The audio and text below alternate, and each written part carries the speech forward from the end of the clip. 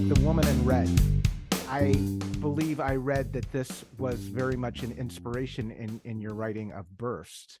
This woman in red with her hands crossed behind her back. But if you can kind of expound a little bit about how that photo affected you. Yes, it's Yeah. Vivian Maier, Untitled 1956. And I had seen this documentary about this woman, Vivian Maier, who worked as a nanny all her life. And she was this amazing photographer, but she never put it out into the world.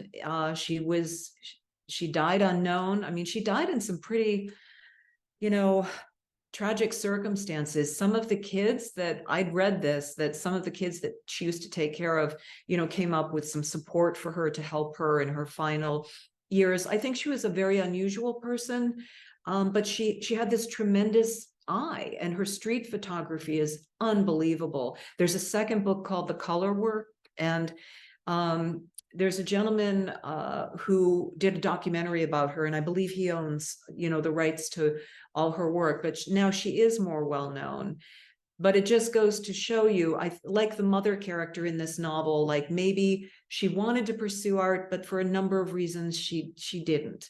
And not only people who want to but don't, I think there's people sometimes like, you'll just be somebody who works at a completely different job than in the arts, and they take out their guitar and they start playing, and you go, oh my goodness, that is some of the most beautiful playing I've ever heard in my life. And it would never occur to that person to try to take that professionally. You know what I mean? If you've seen that, sometimes it's really interesting.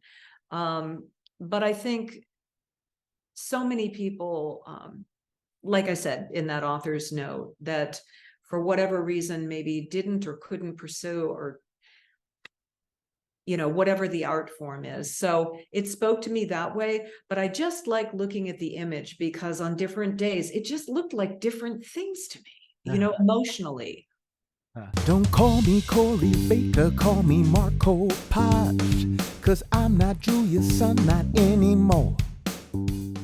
Don't call me Corey Baker, call me Marc